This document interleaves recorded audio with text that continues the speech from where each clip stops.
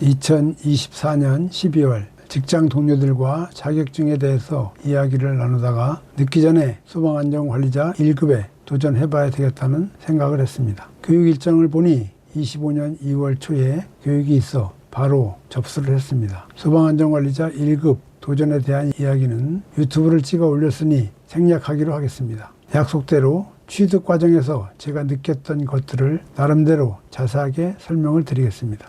2월 3일부터 과정이 시작됐으며 집에서 컴퓨터로 5일간의 온라인 화상교육과 5일간의 현장 집합교육으로 총 10일간 교육을 받았습니다. 저는 직장을 다니며 교육을 받다 보니 애로사항도 있었지만 근무 특성상 3일간의 연차 사용만으로 교육을 받을 수 있었습니다. 야간 근무를 하며 4시간 정도의 휴게 시간이 있었지만 퇴근해서 교육을 받다 보니 집중력이 떨어지고 졸음을 참고 교육을 받아야 하는 문제가 있었습니다. 집에서 5일간 컴퓨터 강의를 들을 때는 살짝 졸기도 했습니다. 그렇게 교육을 받다 보니 마지막 날 보는 시험에서 불합격했습니다. 합격률을 대충 계산해 보니 35% 정도 나온 것 같더라고요. 집에 와서 바로 2차 시험을 접수했고 3주간의 여유 있는 시간을 가지고 유튜브 동영상 강의를 들으며 공부를 했고 드디어 3월 7일 합격을 했습니다. 소방안전관리자 2급을 2011년 퇴직준비 과정에서 취득을 했고 지금은 회사에서 소방안전관리 보조자로 선임되어 소방 업무에 관심을 가지고 있었지만 퇴직 후 12년 이상이 지나다 보니 생소한 내용들이 많았습니다. 1급 과정은 실질적인 소방안전관리자로서의 책임있는 업무 능력을 배양을 위해서 꼭 필요하고 현장에서 적용할 내용들을 교육시킨다는 생각을 했습니다. 그러다 보니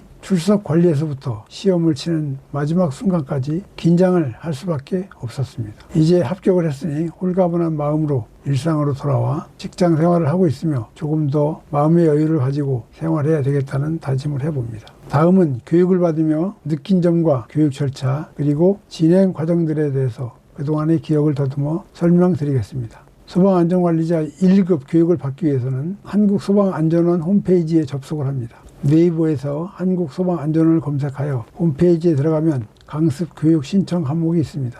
강습 교육 내에 1급 소방안전관리자 과정을 클릭해서 들어가면 신청하기가 있습니다. 신청하기를 클릭하면 각 지역별 교육 일정이 나와 있고요. 거기서 자기가 살고 있는 지역이나 주변 지역 중에 교육기간이 맞는 일자가 있으면 신청하면 됩니다. 선착순 신청이니 망설이지 말고 신청하면 됩니다.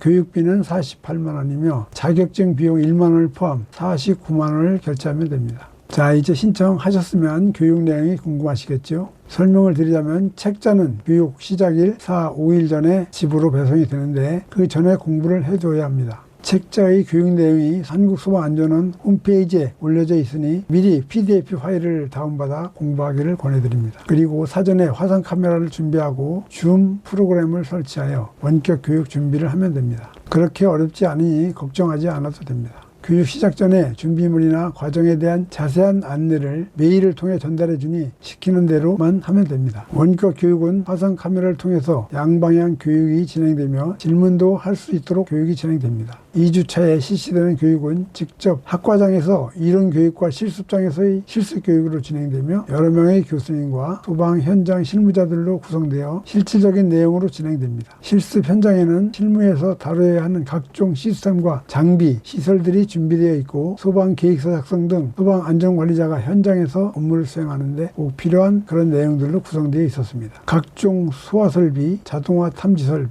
스프링클러 설비, 지연 설비, 그리고 동력 제어반, 감시 제어반 설비 등이 실습실에 준비되어 있으며 소화기 사용 체험, 완강기 체험, 응급처치 실습, 화재 시 피난 체험 등 많은 종류의 실제적이고 다양한 교육이 진행되었습니다. 마지막으로 치르는 시험인데 시험이 생각처럼 녹록치가 않았습니다. 문제를 보면 한 가지 맞는 것을 찾는 게 아니고 전체적인 내용을 이해해야만 답을 찾을 수 있도록 난이도가 의외로 복잡했습니다. 책을 받아 미리 공부를 해도 마지막까지 따라가기가 쉽지 않았으며 합격률 35% 정도를 보면 쉽게 이해가 되리라 생각합니다. 한번 떨어지고 유튜브에 올라와 있는 동영상으로 반복적인 학습을 하니 두 번째 시험에서는 어렵지 않게 합격을 할 수 있었습니다. 여러분들이 교육 준비에 도움이 되었으면 하는 바람과 또 늘 도전하시는 열정을 응원하며 합격을 기원합니다. 마지막으로 구독, 좋아요 부탁드립니다. 감사합니다.